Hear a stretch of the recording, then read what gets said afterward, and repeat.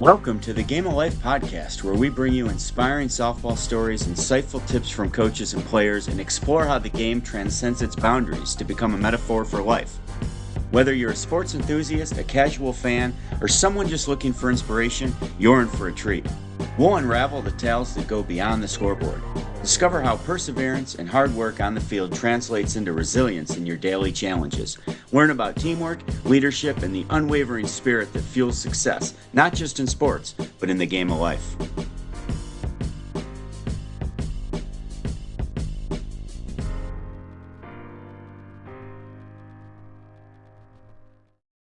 Well, hello there, Alli. Hello there. Uh, it's just us two tonight. Planned, of course. Nobody stood us up. Uh, I have a really good topic that I enjoy the topic. I participate in the topic, but I think it's a skill that you have to be not necessarily careful with, but aware of what you're doing at all times. And that topic is social media as an athlete. So I'll stop there. What are your thoughts?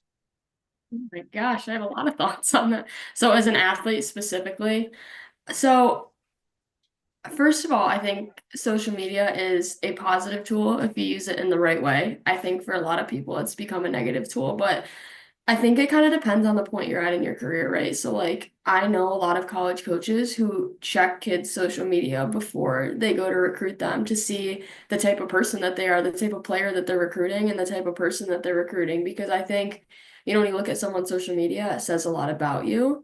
Now, that being said, you and I have had conversations where how you're using social media makes a really big, impact on the way that you see things, right? So if you're who you're following, right? Are you following positive people that are going to teach you things and help you grow, or are you following only the most recent drama and all the tea, right? Like, what are you using it for? And don't get me wrong, like there's certain people I follow that I want to, know more about and things like that, but are you using it for growth? And are you following people of, hey, I respect this about them. I want to learn from them because that's what your feed becomes? Or is it negative, fear mongering, just the news, like stuff like that? So that's kind of my initial thought. Yeah. I mean, social media can either make you better or it can make you bitter. I mean, we all know that saying, and boy, algorithms don't lie. Whatever you use it for is what's going to start becoming of you. And I mean, we talked about jealousy, right? In the recent past. And I think it can cultivate that. It can cultivate and put the foundation into whatever you use it for. Yeah. And, you know, I think what we can spend the first part talking about the cons, I guess, and then finish with the Yeah. pros. Uh, I cringe sometimes when all I see is people putting all the good stuff they do on social media. And of course you're not going to put just the bad stuff, but I Right. think I think if you're going to put all that good stuff, I think it's okay to celebrate other people's good stuff. I think it's okay to maybe have a reflection on there that shows you just went through a tough time and how you turned it into something good opportunity wise. But social media just shouldn't be a highlight reel. No. I I don't think it conditions you to handle adversity very well. At the same time, it shouldn't be a pity party for you either. Yeah. And I mean, sometimes I guess it's okay not to post. I think you can do a super good job as an athlete reposting and commenting on your teammates' wins as well. Yeah.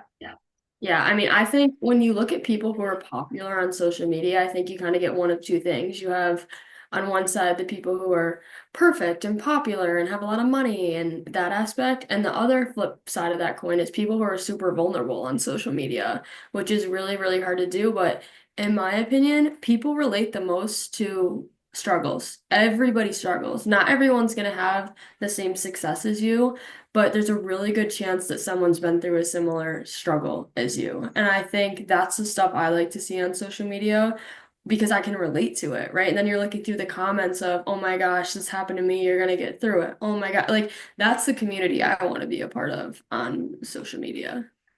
The struggle bus is real. Yeah, it is. It just depends what stop you get off because everybody's going to take a ride on it sometimes. Yeah. But it can take you to a better place. Yeah. But if you on social media, sometimes you have the danger of falling into an echo chamber, meaning you surround yourself with people all going through what you're going through. And then you think that's what everybody goes through. Yeah. And I don't know if you remember, I mean, I'd put you in perspective sometimes because, obviously family is good for struggles and adversity and problems. I used to say, Alli, you're surrounded by 20 plus people doing the same insanely crazy thing you're doing, meaning there's not enough hours into the day to do what you love and go to school. And it's fun. And I know you miss it now, but you start to think everything's the end of the world when you're still blessed to be able to do what you do. And if you combat negativity on social media with a busy, adverse, struggling lifestyle, trying to challenge yourself and get through something strong, it's a bad recipe. It's like a cocktail. Yeah. I think too, like you have to think about maybe areas of improvement you have for yourself and make sure that's what's on your For You page, right? Like, let's say you move to a new area and your whole For You page is about people feeling lonely. Like, that's not gonna make you feel any better, right? When I moved, I tried to follow people like fun things to do in Chicago, like how to meet new people, like just stuff like that, because that is, what you're gonna be seeing all the time. It's like the yellow car analogy, right?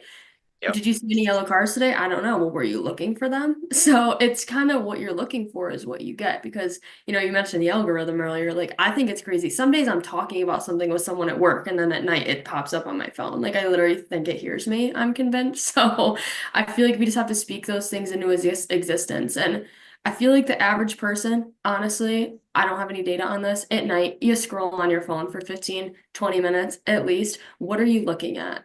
Because if you do that every day, it really, accumulates to a big number of stuff that's going in your mind and right before you go to bed too. So I think, we have to remember that we have power over what kind of things are going in our head at that time.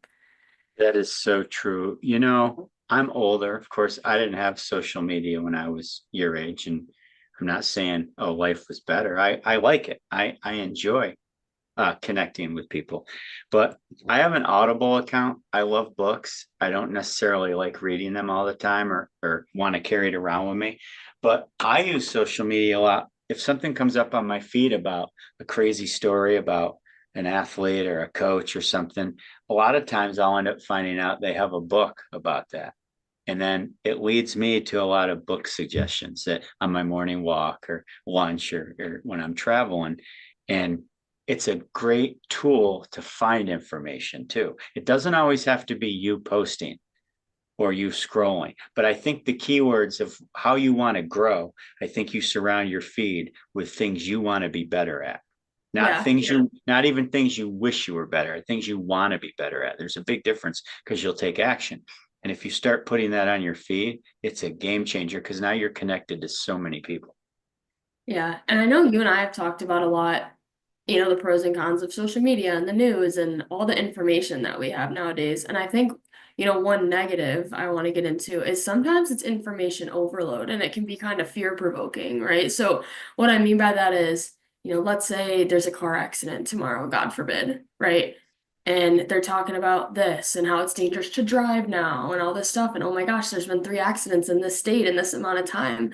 Oh, yes, that's horrible, but they also don't talk about the millions of other drivers who got to work safely today. And I think it's just that perspective. And I fall into the trap too. Like, oh my gosh, did you see this? Oh my gosh, this is happening. Oh my gosh.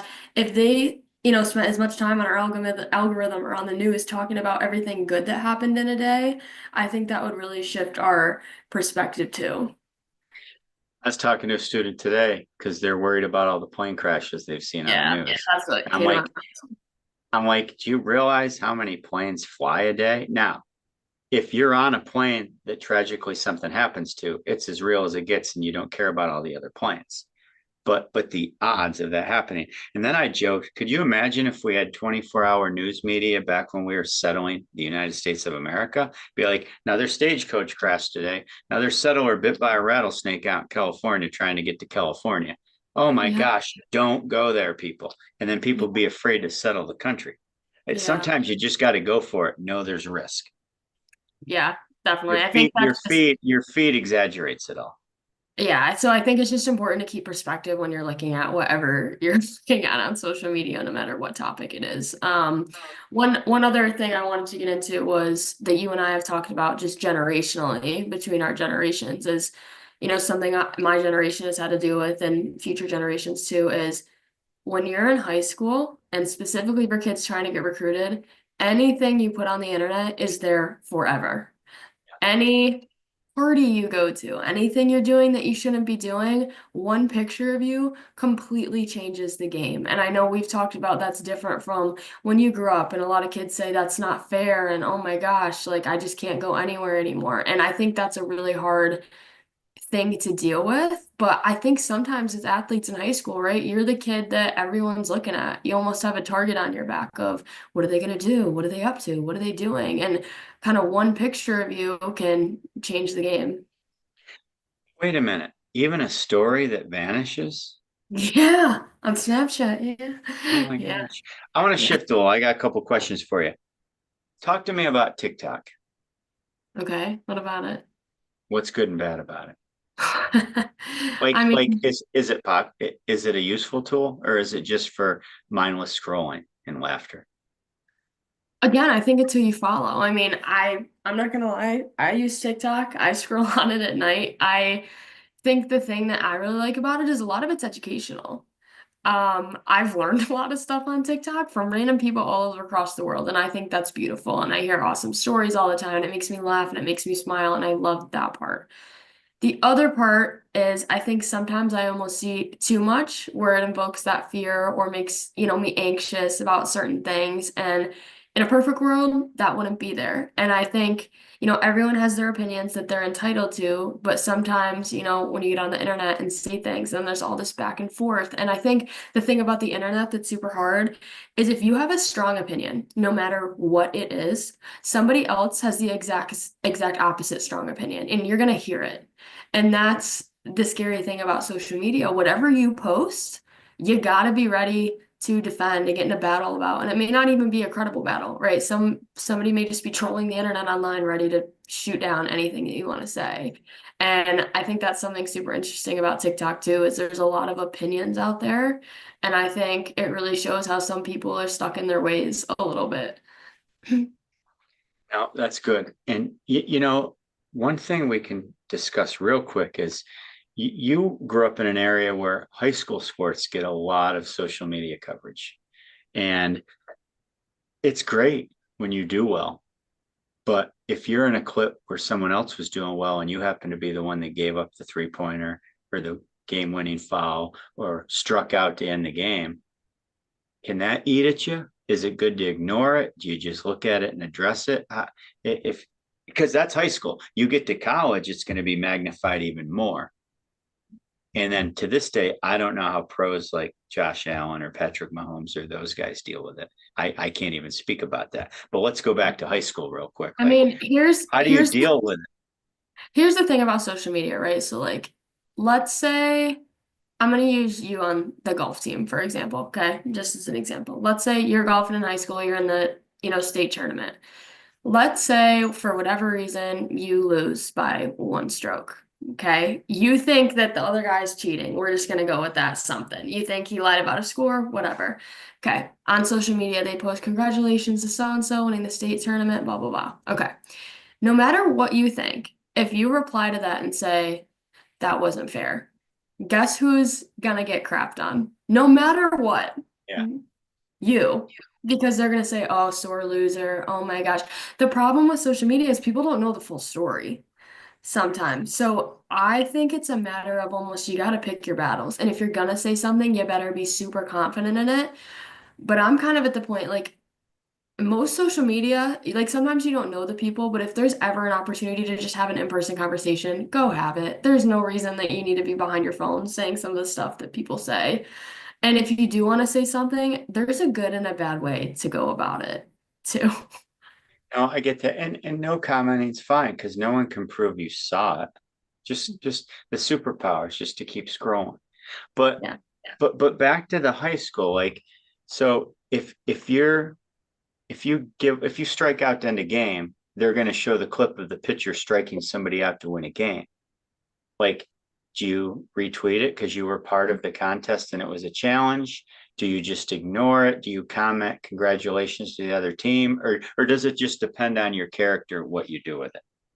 I think you let it go, in my opinion. I think you let it go. I think And let them have their day and just let let them them have have their their day. day. I think at that point, like it's not about you. It sucks and it's so tough, but it's not about you. If you want to make your own post and say, congratulations to this team, like this was a great year for my teammates and I, blah, blah, blah. But again, like what people would say on social media, why are you making this about you? Like so many people would just start saying something to you in that moment. And so I personally, and again, like it's up to everyone. It's different. Maybe you know the pitcher, maybe you know somebody else. There's so many external factors, but I think at that point, like if a pitcher strikes me out to go win, I'm not saying anything. Right. That's, It their just happened. moment.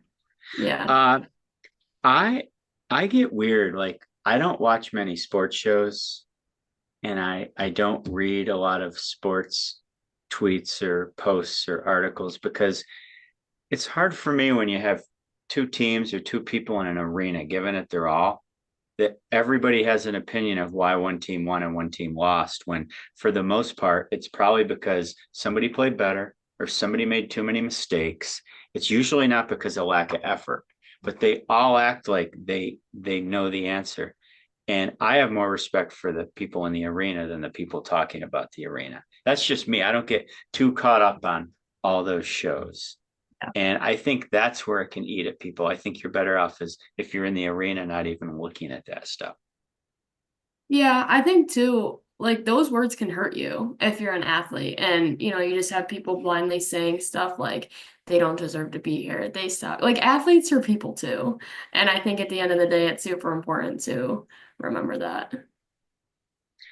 Absolutely. What's your favorite social media? Do you have one?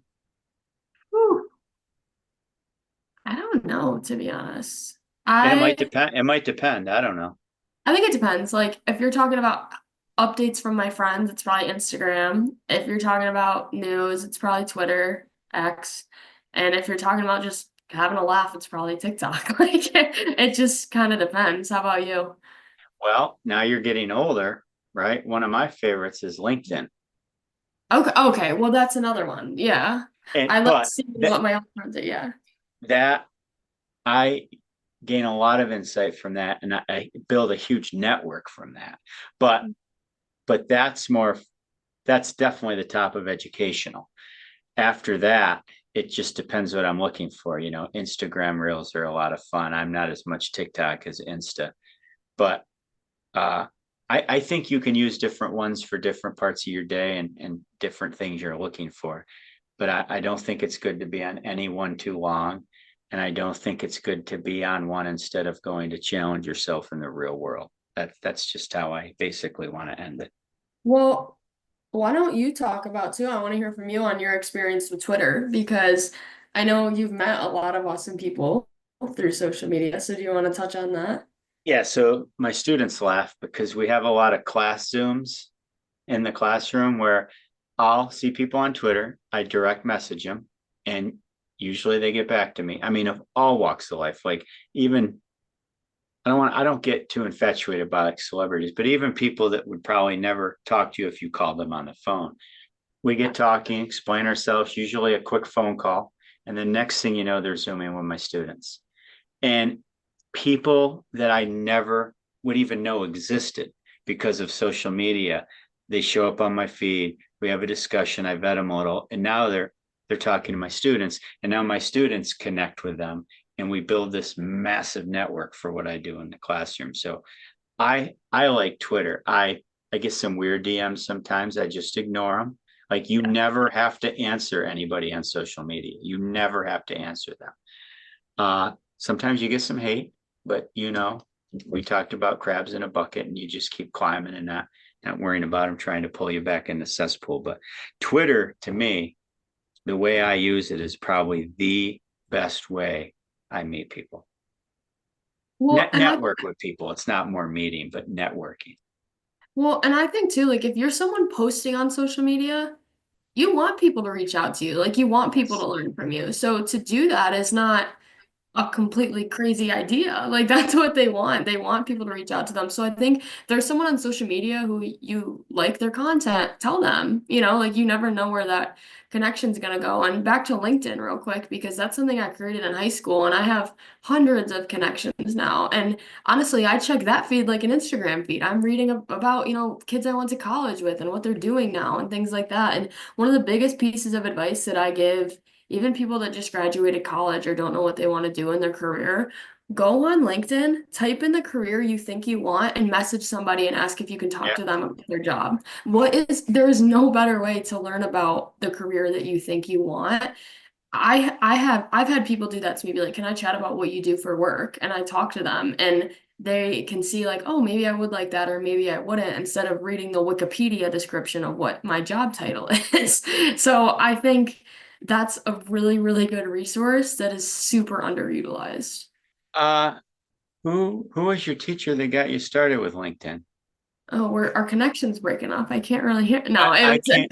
it was my senior year. Yeah. So it was in your class. We built a LinkedIn and we did consistent posts on it. And honestly, I think it's a super good platform because you never know where connections are going to come from. No, and when you put your experiences on there or reflect or write about things, you're building a digital resume that's second to nobody else your age. Yeah. Uh, So one other thing too that I want to touch on is I know a lot of college coaches, for those of you in any sport that want to, go to the collegiate level, when coaches recruit you, they're not just recruiting the player that you are. They're recruiting the person that you are, the family member that you are, and all the beliefs that you have. So one thing, I've gotten intel from college coaches is let's say they're looking at your Twitter, they're gonna look at the stuff you like on there too. It's not just what you post. So what kind of content are you liking? Is it derogatory? Is it negative? Is it disrespectful? Like is it disloyal? What kind of stuff are you liking or retweeting or reposting on your TikTok? So I know like a lot of times people think that disappears and it doesn't. And the other thing is the coaching community is really close knit and really small. So if you're getting recruited, another coach might reach out to somebody else and say, hey, I think a girl on your team knows this girl I'm looking at. Can you pull up her private social media? That's not really private. So I think just keep that in mind from a young age, because like I said, things that are out there forever. And that's not a scare tactic, but you just have to be really cautious, right, and mindful about what you're putting out into the world on social media. yeah, and it's like anything. I mean, you shouldn't eat too many Oreos. You shouldn't drink too much Pepsi, and you shouldn't misuse social media. It's a super powerful, fun, exciting tool that I'm glad we have. But you just have to be conscious of it all. Yeah, I couldn't agree more. We wouldn't be doing this without technology and social media. 100%. I thought you were going to age yourself and say your favorite social media app was Facebook. Yeah, I'm yeah, kidding. yeah. I'm on Well, Facebook. I'm on Facebook well, now. you're officially an adult. That's how I it entered works. that phase. Yeah. Yeah. All right. Well, hey, as always, that was a good convo, and I appreciate the time.